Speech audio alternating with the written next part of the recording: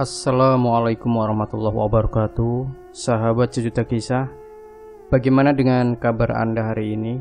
Mudah-mudahan selalu dalam lindungan Allah Subhanahu wa Ta'ala.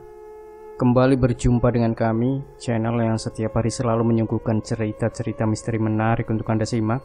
Dan kesempatan kali ini kami sudah menyiapkan sebuah kisah nyata misteri yang berjudul Gunung Arjuno Ngunduh Mantu. Gunung memang terkenal sebagai tempat yang sejuk, indah, dan menyimpan banyak misteri. Sejarah dan kepercayaan mengenai tempat bersemayamnya para dewa membuat gunung dikenal sebagai tempat yang sakral dan suci. Sejak era manusia purba di Indonesia. Di Jawa, khususnya di bagian timur, banyak sekali gunung yang dikeramatkan oleh para pendaki dan masyarakat di sekitar gunung tersebut. Sebut saja Semeru, Arjuno, Argopuro, Lemongan, Penanggungan, dan Lawu. Tradisi tersebut harus tetap dilestarikan, mengingat kepercayaan ragam suku yang banyak di Indonesia. Bicara mengenai hal mistis, aku sendiri beberapa kali mengalami ketika mendaki beberapa gunung di Jawa Timur. Namun di kesempatan kali ini, aku akan berbagi cerita tentang bagaimana mistisnya Gunung Arjuno. Cerita ini dimulai 8 tahun lalu, tepatnya tanggal 19 Januari 2016. Saat itu, aku, Anas, Amar, Bella, Vira, Iqbal, dan Bayu merencanakan mendaki Arjuno via Tretes. Ini merupakan pendakian kedua setelah pendakian pertama berhasil menggapai puncak Penanggungan. Karena masih memasuki musim penghujan, tak lupa pula kami menyiapkan perlengkapan dengan matang supaya dalam pendakian nanti tidak ada hal-hal tidak diinginkan. Waktu itu kami berangkat bersama-sama dari rumah seorang teman di Sidoarjo menuju base camp Tretes. Setelah melakukan registrasi, pendakian dimulai pada pukul 8 pagi. Perjalanan kami lancar sampai pada pos 2 Kokopan.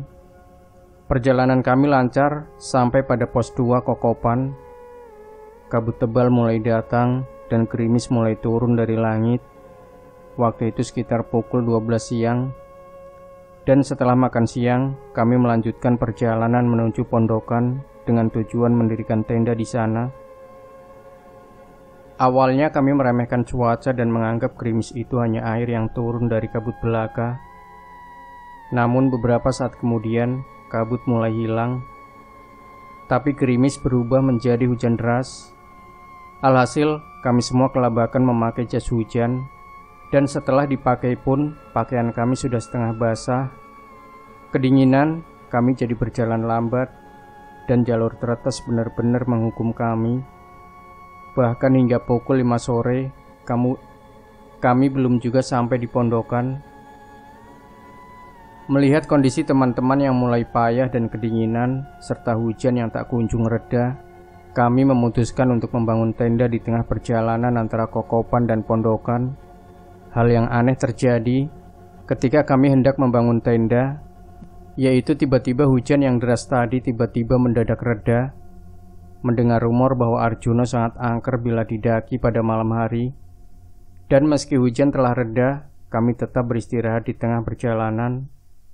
Setelah membangun tenda, kami makan bersama sembari menghangatkan tubuh dengan membuat api unggun dari kompor. Setelah selesai makan, kami baru sadar bahwa matras tidur kami tertinggal di rumah teman kami yang ada di Sidoarjo. Walhasil, kami semua tidur beralas kain tenda dengan kondisi tanah yang masih basah. Sungguh dingin bukan main. Walaupun sudah berganti baju setelah diterjang hujan di sepanjang jalur. Jam menunjukkan masih pukul 8 malam. Aku tidak bisa tidur karena Amar dan Anas ngorok dengan kerasnya. Sedangkan Iqbal menyetel lagu Payung Teduh dengan volume medium. Kedinginan dan tidak bisa tidur, aku putuskan untuk keluar tenda untuk kencing dan membuat minuman hangat. Betapa kagetnya aku, karena di luar kabut lumayan tebal, serta terdengar suara ramai orang berbicara terdengar dari bawah. Mencoba berpikiran positif, aku tetap mencoba memberanikan diri untuk membuat minuman hangat. Setelah 15 menit lamanya mendengar suara tersebut, mereka akhirnya menampakkan wujud aslinya. Mereka ternyata hanya pendaki biasa yang berjalan pada malam hari dengan tujuan bermalam di pondokan. Setelah berbincang-bincang singkat, mereka meneruskan perjalanan dan aku pun kembali tidur. Namun sekitar jam 11 malam, aku kembali terbangun. Tapi kali ini bukan karena suara ngoroknya Amar dan Anas atau alunan lagu dari HP-nya Iqbal, melainkan dari suara dari luar tenda yang bergemuruh dan keras. Aku berpikiran seperti suara mobil, tapi apa masuk akal mobil lewat jalur pendakian, apalagi malam-malam begini? Suara tersebut terdengar menuju ke arah atas, sehingga aku mantap tidak menyebutnya sebagai sebuah bencana tanah longsor atau banjir. Setelah suara tersebut hilang, aku pun tidur terlelap. Pagi harinya setelah sarapan kami berencana untuk menuju puncak Arjuno.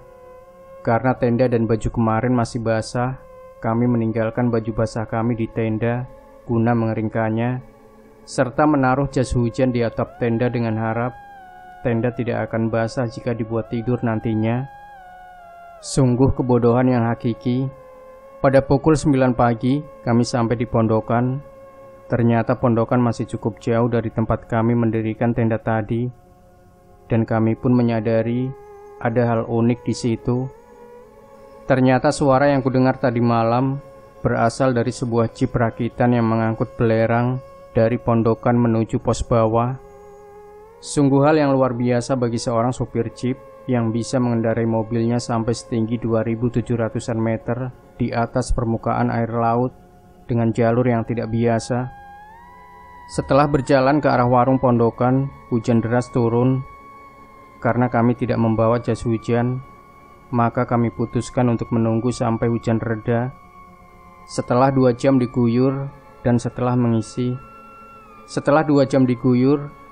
mengisi perut serta memenuhi pasokan air, kami berjalan menuju puncak dengan harapan hujan tidak akan turun lagi.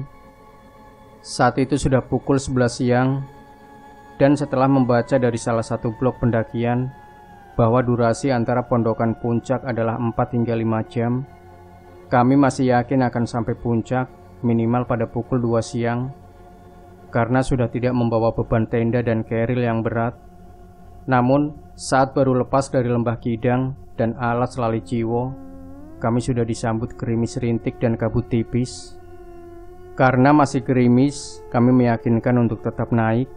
Setelah sampai di Watu Gede, kami istirahat untuk makan cemilan karena cuaca yang mulai dingin dan kondisi perut yang mulai lapar, sedangkan gerimis belum juga reda. Setelah 30 menit mendaki, perasaan kurang enak pun datang. Gumpalan awan hitam mendekat ke arah kami. Puncak Arjuno yang tadinya tampak cerah, kini sudah tertutup awan hitam, dan hembusan angin yang cukup kencang membuat kami berhenti untuk berpikir sejenak apa yang akan kami putuskan selanjutnya. Jam menunjukkan masih pukul 12:30 siang. Tiba-tiba awan yang gelap tadi memuntahkan isinya. Hujan, ditambah angin, petir, kabut, ditambah tanpa jas hujan. Kami semua mencoba bertahan di pepohonan kecil yang ada di jalur. Kami semua masih bebal untuk melanjutkan ke arah puncak. Kami sepakat untuk tetap bertahan selama 30 menit jika memang cuaca masih mengizinkan. Namun memang Tuhan dan alam berkehendak lain. 45 menit kami menunggu, namun hujan badai tak kunjung reda. Setelah kapok menunggu, kami memutuskan untuk turun dalam keadaan basah kuyup. Disinilah kejadian-kejadian janggal mulai bermunculan. Setelah melewati Watu Gede, tak tahu kenapa Anas tiba-tiba jatuh. Rupanya kakinya terkilir karena ia menganggap menyandung sesuatu. Karena Anas cedera, perjalanan kami pun sedikit melambat, namun hujan sudah mulai agak meringankan diri. Sesampainya di alas Lali Ciwo, hujan mulai reda. Waktu itu masih pukul 3 sore, namun kabut tebal langsung datang saat itu juga. Dengan jarak pandang hanya 2 meter, kami bertujuh sepakat untuk saling bergandengan, mengingat adanya berita tentang angkernya alas Lali Jiwo dan Lembah Kidang. Bahkan Amar yang berjalan paling depan mau berlari karena mendengar dirinya dipanggil oleh seseorang ketika berada di Lembah Kidang. Spontan aku yang berada di belakang langsung menangkapnya, sembari menyadarkannya agar tetap fokus dan meminta semua teman-teman untuk berdoa agar tidak terjadi apa-apa pada kami semua. Setelah melewati Lembah Kidang, kabut mendadak hilang. Pada pukul 5 sore kami sampai di pondokan. Mengingat waktu sudah mulai gelap dan tenda berada di tengah jalur kokopan pondokan, kami langsung melanjutkan perjalanan turun. Sesampainya di tenda kami terkejut bahwa baju yang kami jemur hilang sebagian. Mungkin karena diterpa angin, namun untungnya kondisi tenda masih setengah kering. Selepas ganti baju kami langsung makan dan minum sekenyangnya untuk memulihkan kondisi fisik kami. Sesudah itu kami langsung tidur, terkecuali aku yang masih sedikit menggigil karena alas tenda bagianku sedikit basah. Waktu itu sebelum terlelap, jam menunjukkan pukul 8 malam. Karena kondisi badan yang dingin, kepayahan dan dilema kebelet kencing, aku bolak-balik terbangun dari tidur. Namun karena di luar hujan dan semua teman pada tidur pulas, aku paksakan untuk menahan semua itu. Sampai tiba-tiba aku terbangunkan oleh suatu suara, bukan oleh suara ngorok teman-teman atau musik dari HP-nya Iqbal, melainkan dari suara gamelan dan musik Jawa yang terdengar keras tapi syahdu di telinga. Saat itu aku mencoba berpikir positif, karena mungkin saja di bawah sana ada orang yang sedang nikahan atau lagi punya hajatan di bawah. Karena itu pula aku akhirnya tertidur oleh alunan suara sinden yang sangat lembut dan merdu itu. Pagi harinya kami langsung berkemas dan turun. Aku belum mau menceritakan hal yang aku dengar semalam, mengingat mungkin di bawah memang ada orang yang lagi punya hajatan. Turun melewati jalur tretes membuat kami semua kapok. Bayangkan saja kami turun pada pukul 9 pagi dan sampai base camp pukul 5 sore.